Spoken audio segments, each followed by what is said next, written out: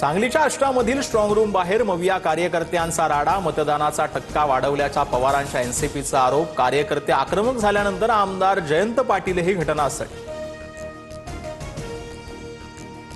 गोंदियातील सालेकसामध्ये ईव्हीएम सोबत छेडछाडीचा आरोप। ईव्हीएम मशीन स्ट्रॉंग रूम मध्ये न नेता तहसील कार्यालयात नेल्यानं आक्षेप। पुन्हा मतदान करण्याची उमेदवारांची मागणी। ईव्हीएम सुरक्षेसाठी 24 तास 2-2 प्रतिनिधी तैनात ठेवा, हरल्यावर आम्हाला बोलू नका, मुख्यमंत्री फडणवीसांचा विरोधकांना टोला। गद्दारांमध्येच आता बाचाबाची सुरू, त्यांचे लोक त्यांच्यावरच धाडी टाकतायत। उद्धव ठाकरेंची महायुतीवर टीका। राज ठाकरे संजय राऊतांच्या भेटीला भांडूपमधील निवासस्थानी दोघांमध्ये सदिच्छा भेट। राज ठाकरेंकडून राऊतांच्या तब्येतीची विचारपूस। पुण्यातील मुंडवा जमीन गैरव्यवहार प्रकरणी गुलमुख्त्यार धारक शीतल तेजवानीला अखेर अटक। पार्थ पवारांच्या अमेडिया कंपनीला तेजवानींकडून बेकायदेशीरपणे जमीन विक्री। मतदाना दिवशीच मुक्ताईनगरमध्ये शिवसेना आणि भाजपामध्ये वाद। आमदारांच्या माध्यमातून शिवसेनेच्या लोकांची गुंडगिरी वाढली। पुराव्यानिशी फडणवीसांकडे आमदार चंद्रकांत पाटलांची तक्रार करणार।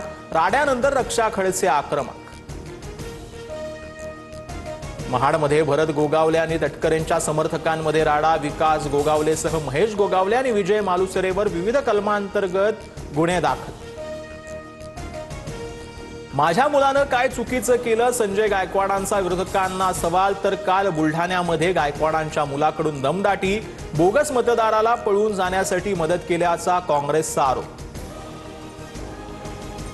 काही लोक राजकीय कारणानं पर्यावरणवादी झाले आहेत। तपोवनमधील वृक्षतोडीवरूनच्या टीकांनंतर फडणवीसांचा निशाणा, तर सामोपचारानं तोडगा काढला पाहिजे, अजित पवारांकडून सयाजी शिंदेंच्या भूमिकेचं समर्थन। मुंबईच्या प्रारूप मतदार याद्यांवर आतापर्यंत 7452 हरकती। मुदतीच्या शेवटच्या दिवशी 1958 सूचनांची नोंद। अंतिम यादी 10 डिसेंबरला। छत्तीसगडच्या दंतेवाडा जिल्ह्यात मोठी चकमक, 3 पोलीस शहीद तर 12 माओवाद्यांना कंठस्नान घालण्यात पोलिसांना यश। घटनास्थळावरून मोठ्या प्रमाणात शस्त्रसाठा जो आहे तो जप्त करण्यात आल्याची माहिती जी आहे ती आता समोर येते आहे। महाराष्ट्र पोलिसांमध्ये 15,631 जागांसाठी बंपर भरती। अर्ज करण्यास 7 डिसेंबरपर्यंत मुदतवाढ। 50,000हून अधिक पगार असणार।